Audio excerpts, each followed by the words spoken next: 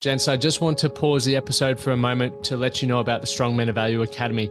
You will have heard me refer to it a number of times, and I want to bring more attention to it. So this isn't just a program, it's a life-changing environment and community of men who are focused on personal and professional growth. We're looking at areas of relationships, wealth, and health, things to help you thrive and maximize your life. Imagine having bi-monthly one-on-one coaching sessions with myself, weekly group coaching calls, and an incredible brotherhood of high achievers by your side. Now we're diving into resilience, leadership, and holistic growth to not just succeed in your career, but to thrive in your health and your relationships. Your journey to greatness, it starts here. So join the movement and you can apply for the Strong Men of Value Academy. You can head to themanthatcanproject.com to find out more.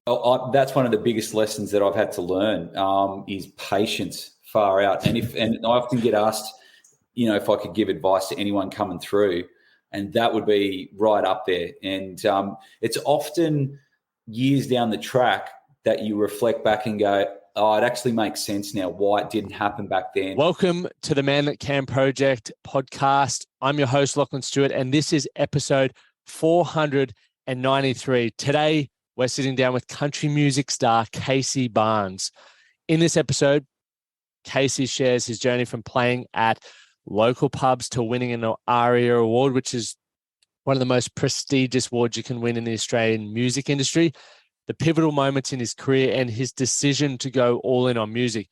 We dive into how he manages the pressures of work and family life, the importance of patience and looking after your health, and the impact of social media in the music industry or on the music industry. So stay tuned for an enlightening conversation around navigating success in the music industry and beyond. But before we dive into today's episode, I have an exciting announcement for you. For those who are ready to take that big leap forward in their life, and that's why I would imagine you're listening to this podcast or you're watching this YouTube channel, is because you want to become the best version of yourself. And I want to introduce you to our Breakthrough Experience, which is a program myself and Brad have created. Now, this is an 8-module online course where we delve into confidence building, productivity enhancement, sleep optimization, and cultivating a sense of purpose. And believe me when I say it's life-altering, it is, right? These are the exact same things that I went through, I believe, are fundamental things to help you build the platform to change your life. Now, that's not all we're doing. We understand that information is extremely important, but implementation and being around the right people is equally as important, if not more important, because we all, many of you guys listening to this have heard on this conversation many times light bulb moments around what you need to do in order to start moving towards a life that you want, but maybe you don't have the environment there. So when you sign up, if you choose to invest in the Breakthrough Experience, you're also going to receive 12 weeks of access to our weekly group coaching calls with so many incredible men from all around the world who run successful businesses, have incredible families, have unreal health, right? Have results that many blokes aspire to have. You will receive lifetime access to our supportive Facebook community and a ticket to an upcoming event at the moment there in Brisbane only. And you'll also get the comprehensive 12-week strength program from my man, Brad, which is unreal. And as a token of appreciation for your support on this channel, I want to offer you an exclusive 20% discount for being a listener. Use the code TMTCP at the checkout to make this offer available. So remember, TMTCP, that's 20% off the Breakthrough Experience. So you can head over to our website, themanthatcanproject.com, click on the Breakthrough, and you'll see it all there. We look forward to having you and welcoming you into our community. That's enough for me. Let's dive into today's episode. The Man That Can Project podcast, a podcast empowering career-driven men to live more fulfilling lives. We are here to challenge your beliefs, redefine success, and talk about the important stuff in a relatable way. Don't forget to subscribe and leave a review. My name's Lachlan Stuart. Let's get into it. Casey Barnes has been someone that I've been trying to get on the show for a while now, and to have landed yourself, mate, I'm pretty stoked as a massive country music fan myself, and I love a fucking bucket load of your tunes, especially the new one, Summer Nights, mate. I'm loving it. It's actually the music for my latest Instagram post. So if you go check that out, you'll beauty. hear it in the backdrop there. But Casey, let's dive in, mate. We've got so many things to talk about. But firstly, mate, how was meat stock in Toowoomba? Meat stock, oh, seriously, could you get a more perfect combination of barbecue meat, beers, country music, and country music fans? It was just the holy grail. It was so good. We had a blast, and we were lucky enough to do it last year as well. And I went into it with no idea what we were in for, and was pleasantly surprised. It was just awesome, and even better again this year. So, yeah, it was great fun. Yeah, I as a Toowoomba former or Toowoomba local, I saw the lineup and I was like, oh, we've got to be going to this. But Amy and I already had, I can't remember where we were that weekend, but we were spewing. We missed out on that. And then I saw all the footage on the Instagram and I was like, we got to be there next year, 1,000%. It's a big one. And Amy would kill it there too. So, yeah, it was a lot of fun. I'm pretty excited. We're all heading to Perth this weekend. And I was just saying to you, we should have actually done this one in person, but we might be able to get some behind the scenes before it launches on, or for those who are listening, we're catching up before you listen to this on Tuesday. So we'll get some behind the scenes stuff out there. But mate, Casey, I've been following you for a very long time, which sounds kind of weird to say that publicly, but that's mate, I've been following you for a very long time in a very, bromancy sort of way. But yeah, no, I guess I appreciate it. We can say that without being weird now because of social media. So had we not had social media, it would have been a bit weird. But, mate, your career has really inspired me. And as I was saying to you earlier, I guess the theme of where I really wanted to pick your brain was how you've really taken control of everything that you've created.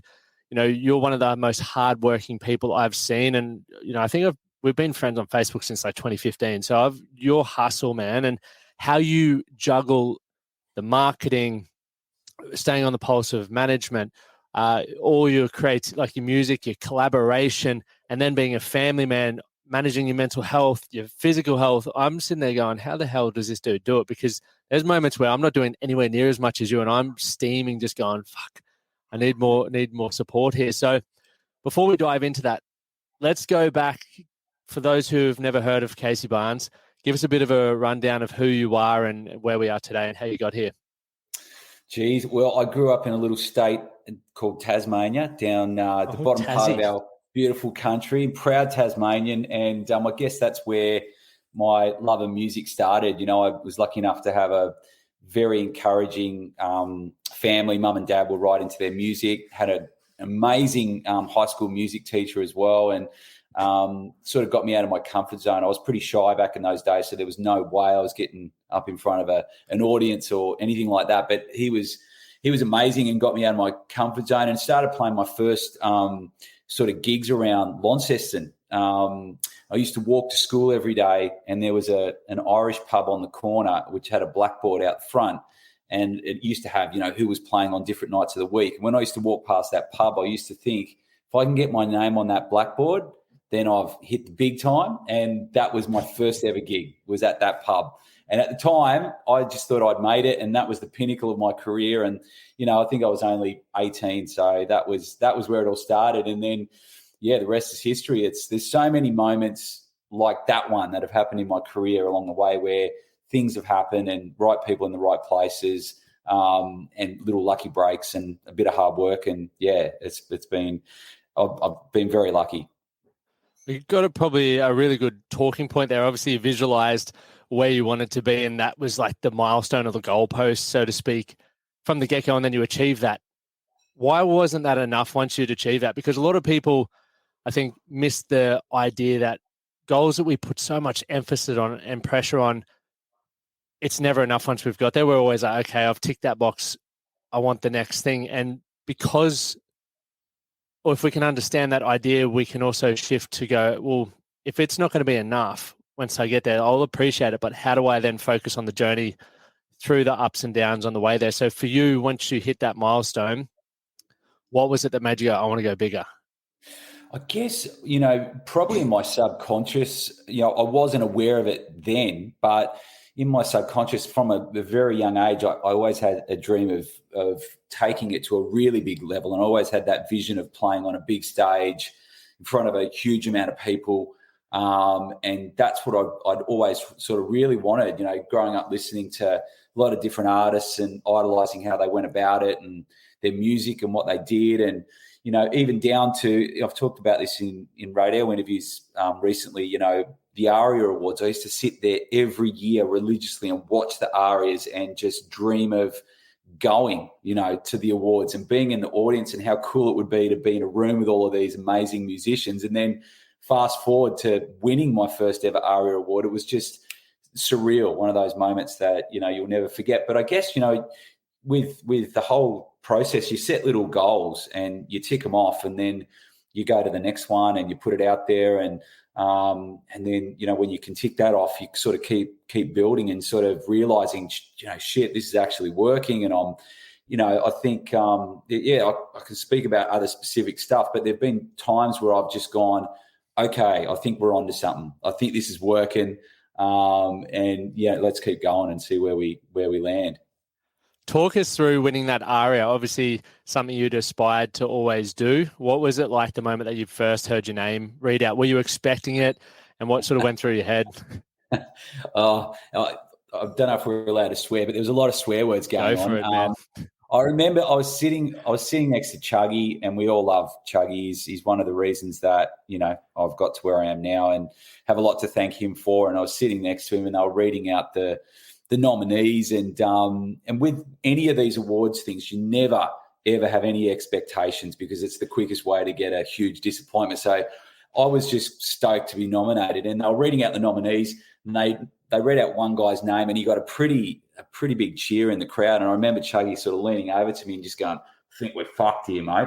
And so he said that to me, I think we're fucked. And then, so I've just gone, oh, great, here we go again. And then when they, announced my name, it was just an out-of-body experience. And I remember walking up to the stage and walking up to collect the award, just thinking, is this actually finally happening, or is this a dream, or is someone going to shake me and wake me up? And it was a weird feeling. But, look, so many years of hard work, a lot, 20 years to get to that point, and a lot of disappointments, a lot of setbacks, a lot of times when I thought, man, is this worth it? A lot of sacrifices, but that was like, to get that was I guess goosebumps, and a lot of people that have been part of that journey, especially my wife and my family. So very grateful.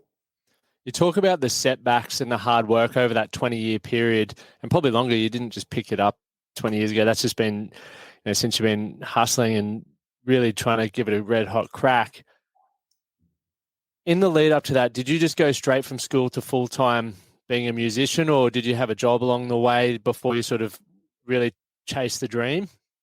It's a good question. Well, I know you're right into your fitness and sport, and you played a lot of rugby. Is that right? Yeah, played a lot of rugby, mate. Yeah. So crooked nose and everything. Yeah, I totally get it. Actually, I've got a funny story I have to tell you about John Eales. Remind me to tell you that story, because it's a rip. Mate, let's hit it now if you want. Oh, well, okay. So my memory, I won't come back to it. I want to hear it. Yeah.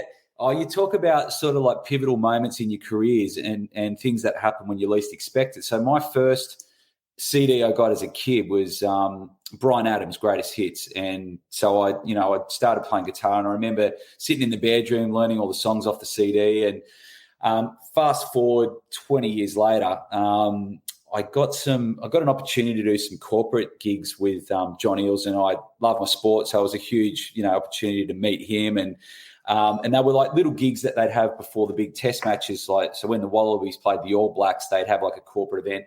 The year before, they'd had Pete Murray. He was doing them, and Pete Murray then got signed to Sony, and the rest was history. So I got a Guernsey and got the gig. And I remember after the last one, I went up and shook his hand and gave him my little independent CD and just said, look, here's something for you to listen to in the car. Thanks for the opportunity. And that was it. Didn't think I'd hear from him ever again. And then 2 weeks later, I get a random phone call and answered it. And he's like, g'day, Casey, it's John Eales here. Mate, I just rang you to let you know I've had your CD in the car nonstop. I love it. I want to try and help you. And I was thinking, how the hell is John Eales going to help me with my music career? And it turns out he knows a lot of people. He made a few phone calls. The next thing, a week later, I get another call from the guy who runs A Day on the Green, which most people would know or have heard of A Day on the Green. And they called me to say, we've got Bryan Adams coming out. Would you like to open for him? And I thought at the time it was one of those radio prank calls and we're going to hang up. And it was true. It was the real deal. And I got to open for Bryan Adams. And that just kickstarted everything. That show, those opportunities, that was the point where I went, okay, we're onto something here. This is working. I think, the last show we sold over 200 copies of my album, and the promoter came up to me at the end of the day and he said, mate, you just sold more CDs today than Bryan did, just so you know. And it was just, one of those moments where I went, okay, this is all starting to happen, and I think this is what I want to do. So it was pretty crazy. Good old John Eales. Shout out to Ealesy. Yeah, mate, Mr. Nobody. Is that what they call him? He's one of the nicest blokes in the world. He is such a legend. He sounds like a bloody good bloke. Anyone who, and I feel like it is quite rare in Australia where people, even just from different industries, will put out their hand to say, how can I help you? Like, better improve your career. I find it's the complete especially opposite in some instances. Especially Definitely. In sport, because I think, I've got a lot of great mates that are, elite at whatever their different chosen sport is. And I think we both appreciate each other because of the dedication and the hard work that goes into both things. And, I remember we did this gig for Matty Rogers, who played for the Wallabies and played rugby league as well. And we were walking out to the stage and he goes, shit, don't you get bloody nervous before you're about to go on stage? And I'm like, mate, what about you when you go out and play for Australia, at Suncorp Stadium? It's like, I think there's that mutual admiration and, it's a good thing. So many interesting things about high achievers like yourself and also Matty Rogers, John Eales and stuff, from obviously the sacrifice, the work ethic, but also being able to hold it together while you're in front of, tens of thousands of people, which, that's something that a lot of people will never really get to experience. So that's something pretty wild. I guess going back to even to that Day on the Green concert, had you gone all in on music up to that point, or were you, what were you doing? Because I did read somewhere or listen somewhere that you were in as a travel agent as well, or working in the travel industry as well. Yeah, so I got to a point where I sort of had to make a decision what I was going to do. Going back to like sport, I grew up playing a lot of sport as a kid, and I ended up becoming pretty good at AFL footy. Growing up in Tassie, that's a religion down there. My dad was my high school footy coach, and Dad went on to coach the state under-16s team, and I made the squad and, went on to play in a premiership with a guy called Nick Rewalt, who ended up captaining Kilda. And, I got to a point where it's like, is it going to be footy? Is it going to be music? And I was trying to do both. And I'd often do, and back in at that time, I was doing covers, pub gigs up here in the Goldie. And it was funny because there was like, Amy Shark and Ricky Lee and, people like that were all doing the pub circuit and running into each other. This was before they all went on to do their own thing. And I would have played a game of footy on a Saturday, probably, nursing a sprained ankle or a corky, and then you get up on stage and try and do a gig for 4 hours. And it just got to a point where I just couldn't do both. So footy had to go. And and the same with, I had a full-time job at Flight Centre, and I used to love that. Always loved traveling, but again, it was sort of making that call. And I remember sitting down with Mum and Dad, having a coffee, and just letting them know that's what I was going to do. And they were both, straight away, they said, you've got to give it a crack. And I'm very lucky because, some parents would probably tell you you're crazy and, you're giving up a full-time job and to chase this crazy dream of being a musician. But they were both amazing. How important was your parents' support for you during that period? Put it this way, I mean, I think most people really obviously respect their parents and their opinions. So if they had to push back and said that it was a stupid idea, it probably would have, swayed me. But I was extremely lucky, and I knew that if it didn't work out, I could always go back and get into travel again. But thankfully, that was 20 years ago, and I've not ever had to worry about it again. So I've been pretty lucky. Yeah, that's unreal. And you mentioned obviously the support from your family, so your wife and your children. How do you manage, obviously work gets stressful from time to time. How do you manage the pressures and expectations of work and then manage to obviously go home to the home life and not allow that to sort of infiltrate there? Yeah, that's a good question. I'd be nowhere without my family. My wife, my wife and my two kids. They've been incredibly important throughout the whole thing, and it's tough. It really is hard sometimes. I'm sure you find the same thing when there's stuff going on with Amy and Shepherd, and it's a pretty consuming sort of a project that you're involved with. So it does come back into the family life at times, but it's just trying to get that balance. And my wife's always a great sounding board and puts up with my shit a lot. I tell you now, she deserves an award, and I would do her head in. But she's the person that I go to first when it comes to getting advice and guidance, and she's always got a very level head, and sometimes we get emotionally invested in something good and bad, and you need someone with that level head to go, look, step back from the situation and think about it properly before you go off your head or do something you're going to regret. So yeah, she's always very good to talk to. I hope Amy would say the same about me being the level-headed one. She would, mate. Yeah. But a question I wanted to ask you as well then. So from the music industry, we watch TikToks happening and there's artists that, and I'm not going to say anyone's an overnight success because we obviously know no one is, except for Bailey Zimmerman. When I heard his story at CMC, he's like, 2 years ago, I hadn't even written a song and I put it up on TikTok. And now he's Bailey Zimmerman. But do you ever find yourself feeling like things aren't happening fast enough? Yeah, well, that's one of the biggest lessons that I've had to learn is patience, far out. And I often get asked, if I could give advice to anyone coming through, and that would be right up there. And it's often years down the track that you reflect back and go, oh, it actually makes sense now why it didn't happen back then, or I was pushing really hard, knocking on this door and it wouldn't open, and now I understand why. It's a real challenge because I'm even to this very day I'm very impatient. Like I want things to happen now. I can visualize where I'm going and what I want to do. Why are we not there quicker? Let's go. Come on, I'm always pestering Chuggy or Dan or Andrew getting on the phone just going, fellas, what's going on? Come on. And it's different. I guess you have to realize that, when you've got a team of people around you, they're looking after more than just your career, and they've got other stuff going on, whereas you're in your own head 24/7 and you're thinking about all of these ideas and things you want to do.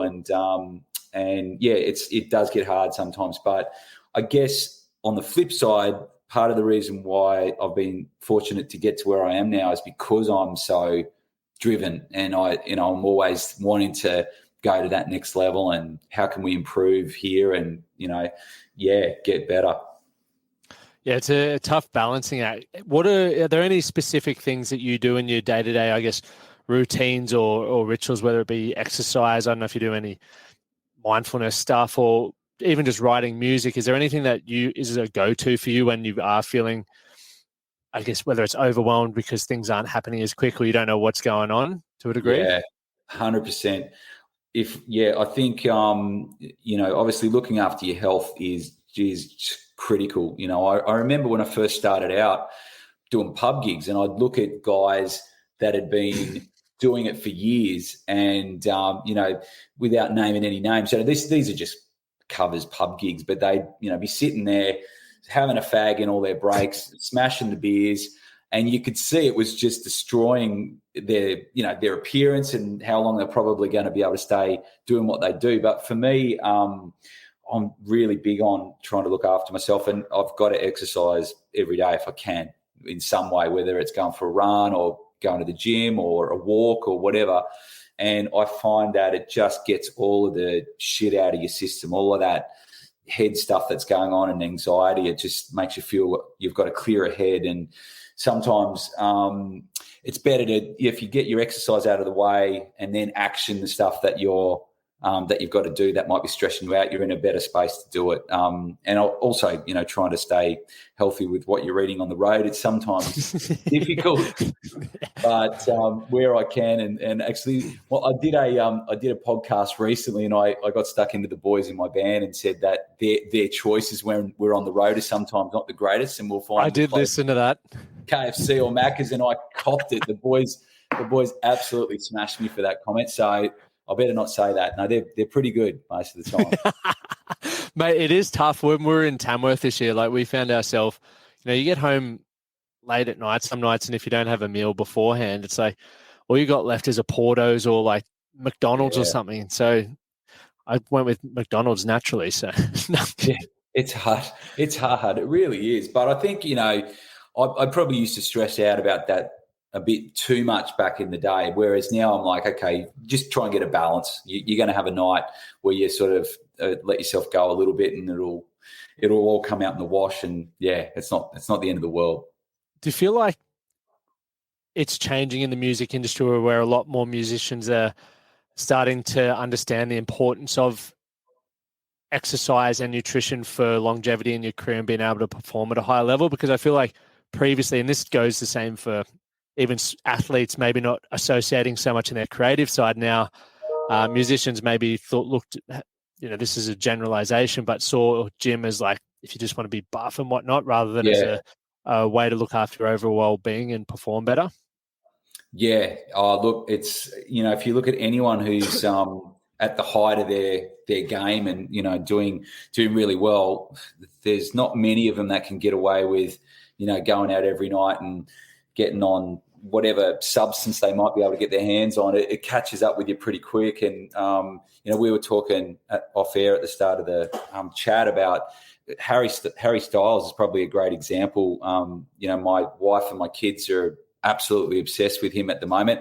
I was lucky enough to go along. We actually caught his show here on the Gold Coast, and man, I was blown away. He's probably one of the best frontmen I've ever seen. And, but just getting to know his routine and how he goes about it, it's really interesting. He's super conscious of looking after his health. And, as soon as he finishes that last song in his set, he sprints out the back. He's in the van. He's off to his hotel. He's not going to any after parties. He's somehow asleep within an hour, which I do not know how the hell you do that, because that's my biggest issue. I'll finish a big show and I find it really difficult to mentally wind down, because you're on a bit of a high from the whole thing, and you're thinking it through, and then you make the mistake of bloody getting on social media and looking at all the videos that people have tagged you in, and you sort of it's not a good thing to do, but sometimes you get stuck doing that. But he's really healthy guy, and it's also interesting. James Corden is one of his best mates, and they went on a holiday. Oh, is he? Yeah, he's a funny man. He's a super funny guy, and he tried to keep up with Harry's health routine he thought, I'm going to do it for a week, and just, how hard could it be?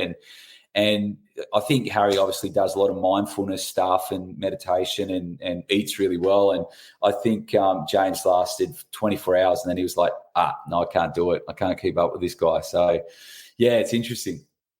How is you mentioned social media there, and you also like the time frame over the last 20 years for you in the industry. How has social media started to sort of impact the music industry, and not only impact it from the reach that you can get and stuff, but also as a musician, do you ever feel like it's like you're a part-time, I'm always on this stupid bloody TikTok or Instagram, and then I'm also trying to be creative and write great songs that people love?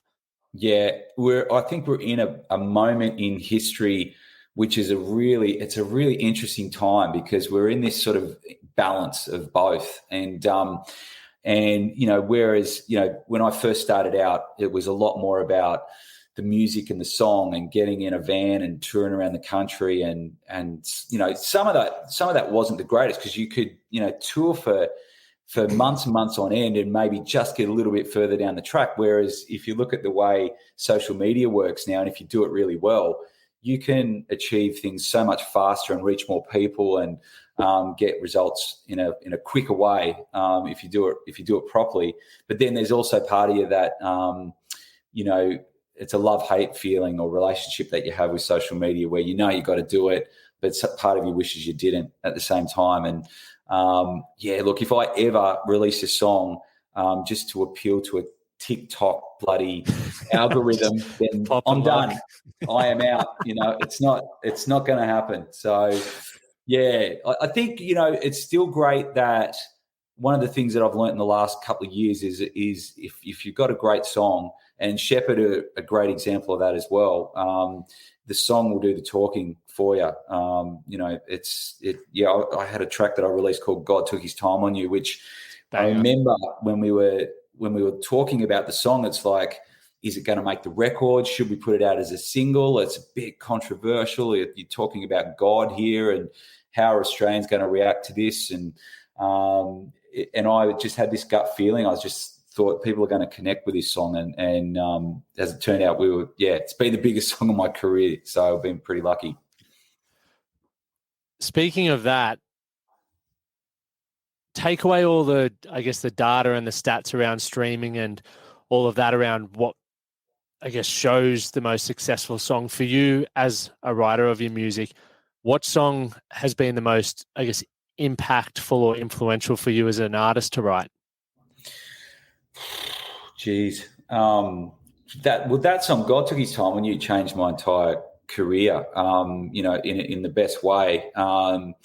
But there've been lots of songs along the way that have been really pivotal. I wrote another song just after my father-in-law passed away, and it's a really interesting story. Like, I was really close to him. It was like another best mate. We had a great relationship, and he passed away unexpectedly, and it was a huge shock to our entire family. And I remember the week after the funeral, I was going down to Melbourne to work on the album at the time, and we just had the service the week before, and Ted's favourite song was a song called Desperado by the Eagles, and he loved the Eagles, and a guy actually came and played that song at the service as a tribute to Ted. So remember that part of the story because it's really important. So next, we're down in Melbourne in the studio with the boys that I work with, Michael Painter and Michael De Laurentiis, and they both said, and we normally start the day, we'll have a coffee and we'll sit around and just chat about ideas. And the boys said, how do you feel about writing a song as a tribute to Ted? And I said, I'd love to, but I don't know if I can go there yet because it's a bit raw, but let's have a crack. And we tried to write a song, and it just didn't happen on the day. It wasn't flowing. We came up with an idea. I wasn't loving it. And so I thought maybe it's not going to happen. And we parked it for the day and left it, came back the next day. Michael Painter came into the studio and he sat down at the piano. And of all the songs that he could have started playing, he played Desperado by the Eagles, which was, he didn't know that backstory. That was just happened to be the song that he sat down and started to play of the thousands of songs that have ever been written. And I started, I lost the plot and the boys like, what's going on? And I'm like, oh, you don't know. You don't understand that song, was Ted's favorite song. And then he just started on this idea, and the song, it's the only time this has ever happened where it just wrote itself. The lyrics and the message, it was literally like he was getting a message through me to let the girls and the family know that everything's okay. And the song is called Set Sail, and it's a really different song. I don't get to play it a lot, but when I do play it, every time I play it at a show, someone will come up to me at the end of the night and share a story with me, and they've got a connection with it. And I get asked to play it a lot, but it's one of those tracks that's really, really hard to go there and play. So, yeah, that one was just one of those songs that is really special, and a lot of people have connected with. So, yeah. I always find it interesting to hear that because obviously, even with Shepherd, they're like, what's your favorite song? Surely it's Geronimo. And you're like, well, every song has meaning, and just because it's the most streamed or whatever isn't necessarily the reason why or the most impactful to an artist. So I always find it interesting to see where that sort of goes for yourself as well. What's your songwriting process? Because, dude, I'm look, right now, for those who are watching, I'm sitting in, because we've just moved house, and I'm in a makeshift studio in the Shepherd studio, but it's also like just the biggest mess of all time because we're all trying to share a space. And for me, it's like Actually, I just even forgot where I was going with that whole convo because I was overwhelmed by all the stuff. So carry on. Well, there are some pretty amazing plaques there in the background. It's really funny. This is a true story that you and the guys wouldn't even know. But I remember another pivotal moment where I was in the studio finishing not the Light It Up album, but the record before that, Town of a Million Dreams, and we were just getting to the point of finishing the album, and the boys gave me this bit of a lecture, and they were like, just fucking, you need to get your shit together with this next record, and you need to get the right team around you, because we really think this is going to be your biggest album that you've put out. And who would you love to work with? Who would you love to manage you if you had like your absolute top of your wish list? And because I'd been a huge fan of Shepherd and what they'd done with their career, and I knew that they were really good people and had a great team behind them, I said I'd love Michael Chugg to manage me, because I know he's a passionate, Australian music fan, and he's a great manager, and respected him a lot. And so the boys said, well, why don't you send Chuggy a couple of the songs and see if he's interested? So it all started out with just a couple of little emails, me nervously shitting my pants, emailing Chuggy saying, would you like to have a listen to these songs? And he came back and he said, I'd love to have a listen. And obviously like the tracks, and the rest is history. And, that's having someone like him finally someone that believes in what you're doing. That's a really important message, because for so many years, you'd get so many no's and people that would turn you down, or doors would close. And he was one of the first guys to actually see where it was all going and back me. And I'll never forget that. What made you not quit every time you got the door sort of shut in your face? Tell you a lot. Another thing that you can probably relate to this as well, but the lessons that you learn growing up playing sport, it's a really powerful thing. AFL is all about determination and goal setting and not giving up. And if you get beaten one week, then you've got to bounce back the next. And and my dad was really great at teaching me a lot of those little life lessons. And I guess taking that into your music career is part of the reason. You're going to get told no, and if you believe in what you're doing, you'll get there. And sometimes you'll turn around a corner and you'll get a few yeses and a few lucky breaks, and then it sort of goes from there.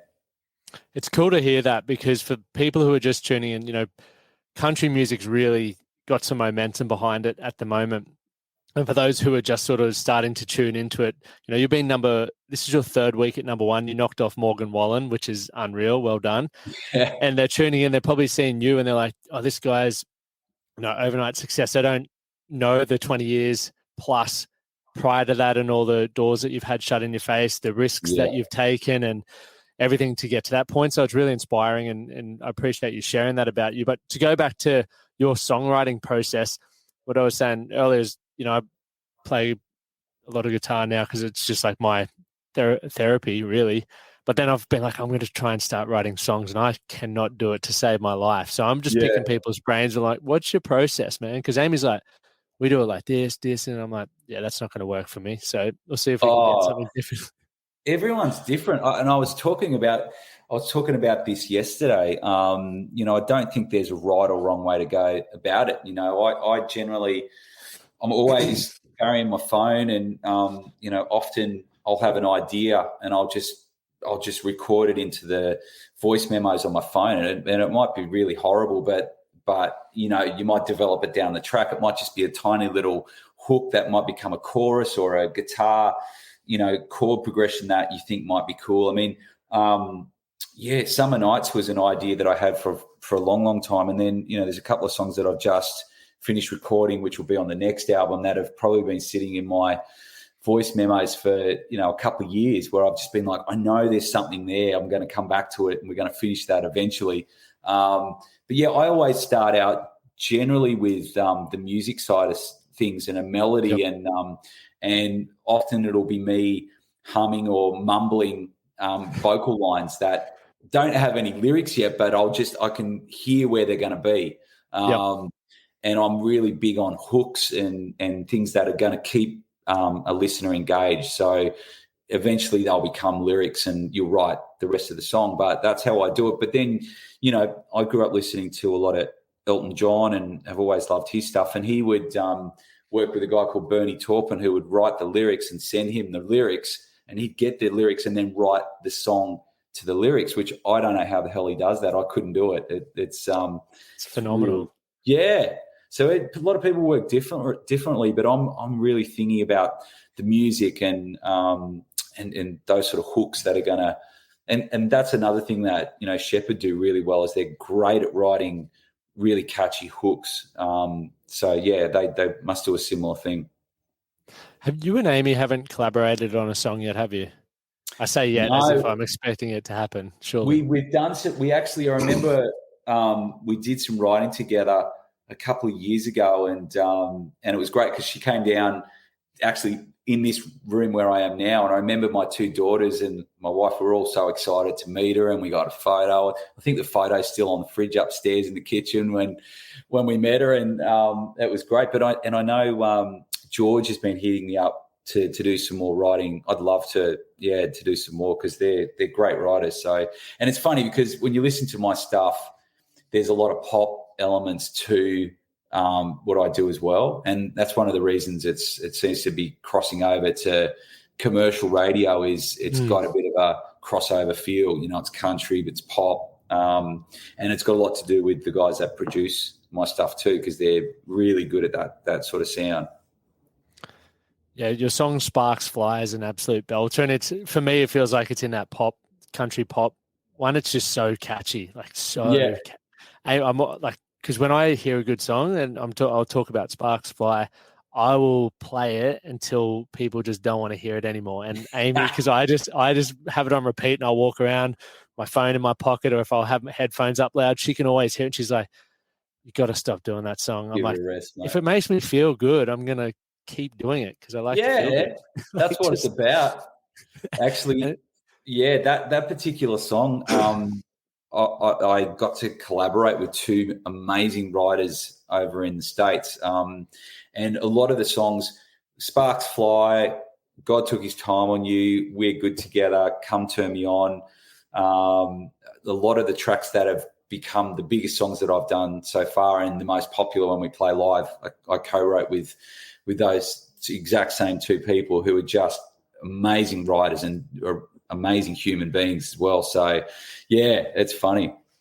Do you feel any pressure now with, I'm watching the music industry, and obviously I don't know too much about it because it's not my field, but I just watch with Shepherd and Amy and everything. But do you feel now with like AI happening and social media and people's attention just constantly onto the next thing, do you feel pressure to like produce more music more regularly, or do you have like a schedule? And you don't have to go into detail about it, but I guess like a timeline you try to work with on how regularly you'd like to release music, or frequently, sorry? Yeah, that's a really, really good point, and it's a real problem. I just remember, and maybe there's some people listening and watching this that can relate to this feeling. I remember growing up as a kid and treasuring when you'd saved up enough money to go down to the local record store and buy your favorite album, and back in my day it was a CD, and I didn't have a lot of CDs, but I tell you what, the ones that I had, I freaking treasured them, and I'd listen to them from top to bottom, and have them stored away in my room in a special place on display, and it was a big deal. And the thing that I worry about now a little is a combination of all of that stuff you're talking about, social media and AI, and people's attention span is becoming so short, and they'll, when it comes to music, they'll gravitate to a song and they'll give it a week and go, yeah, I'm right into the latest Ed Sheeran track or Lewis Capaldi or Shepherd or Morgan Wallen, and they'll smash it for a week. But because they've got the luxury of millions of other songs that they can have at their fingertips, they'll just gravitate to the next one, and they'll keep on moving on. And I think that's an interesting thing because the album is losing the effectiveness that it used to have, which is really sad. And even when it comes to releasing singles, Will Shepherd would be the same. You'll try and release at least 5 or 6 singles before you drop your album, because once the album comes out, people move on pretty fast. You might have another 5 great songs on that record that you've poured your heart and soul into, and they don't see the light of day because people have moved on. Your Spotify's and Apple Music's and those sort of platforms, they move on as well. So it's a big thing, and in a way, it is a little bit sad that we don't value the song and records as much as we probably used to. It is. I feel with you there. I remember getting my first album, and even when Luke Combs released Getting Old, I was like, I haven't done this for years, so I bought a bottle of whiskey, sat down in this room and listened to the song not on repeat from song 1 to the end of the album, and it went for an hour and whatever. But it was just so cool to hear how albums piece together, because I'm so guilty of just putting on a country playlist or any playlist and hitting shuffle, and half the time you don't even know who the hell you're listening to, but you're like, that was a good song. So yeah, I talk about it a lot with Amy, where I'm like, how do we get in this busy world now as an artist, how do we get people to attach the song to you when a lot of the time they're not even looking at what song they're listening to while they're going for a run, or so we're looking at like, how do you create a community, or it's just such an interesting time. So I love sort of picking people's brain on that, because I'm sure it's building the story around the songs now, which is so much more important. There's a lot of artists that do it really well, and when you're like, at the moment we're leading up to another single that comes out. I think it's the 26th of May, and it's a song called Boys Like Me. Yep. And it's a really cool song and story about growing up as a kid in wherever you're from, but just having that community of your mates that you've grown up with since you were young, that are still your mates now. They're the ones that you'll go out with on a Friday night and enjoy the weekend with, but they'll have your back when the shit hits the fan, and they're the first that are there by your side. And it's a lot about highlighting the simple life. And as I get a little bit older, I'm starting to appreciate that is so important. It's not about material things and having a fancy house and stuff it's drummed into us to believe that that's what happiness and life is all about. Forget about that shit, because when you're, on your deathbed, it's going to be the ones that are, your mates and your family and those that have been by your side throughout life that are the most important things. And that's what this song's about. And so we're sort of like building that story in the lead up to the song coming out, and sort of drip feeding little snippets of the video and just little bits and pieces that help people connect to the song, so that they get that anticipation, so that when the song does come out, they've already fallen in love with it, which is really, really cool. I love that. And there's a lot of artists that do that really well too. Yeah, I think I agree with what you said there. I find a lot of music that I sort of take to one guy, Ray Fulcher, who's obviously writes a lot with Combsy, but he does it really well since he's sort of broken away from just being a songwriter. Now he's taken up his own solo career as an artist, and watching how he links stories with his Instagram is just, I'm like, Amy, I didn't even like this song before because I listened to it, and then when I watched him post a reel with it telling a story, I was like, I fucking love that song now just because of the reel. It's wild. Man. I'll tell you now, the latest Lewis Capaldi single.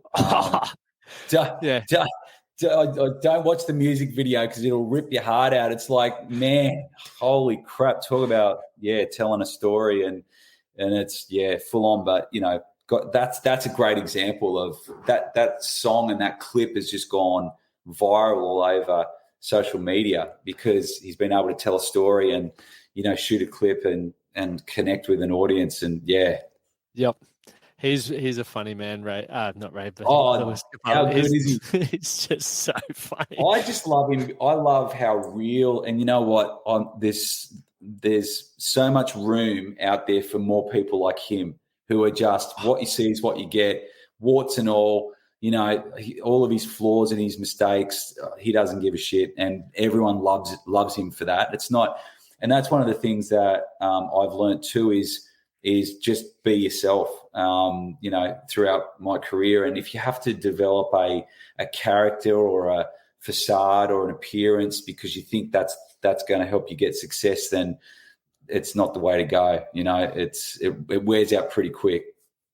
That's definitely one of the benefits of the social media. Like if you only had access to, for example, if I lived in Toowoomba and I was a musician, I only had access to people in Toowoomba, your playing field's not that big. So maybe you do have to sort of create a bit of a character to get the most, I guess, bang for your buck and audience. But now we've got the internet, let's just assume there's half the world on there. So 3 billion people who've got access to you. If you be yourself, you're going to find enough people who love your music that you can build a sustainable career around it. Yeah, but 100%. We were speaking about goalposts earlier in it, and obviously that initial one was just to have your name on that chalkboard at the pub. Yeah. For yourself now, you've accomplished a lot of stuff. I wasn't going to say it all, but obviously there's always the next part, which is where I wanted to go with this. What's next for you? What are you striving towards at the moment? Oh man, there's always new goals and things that you want to achieve.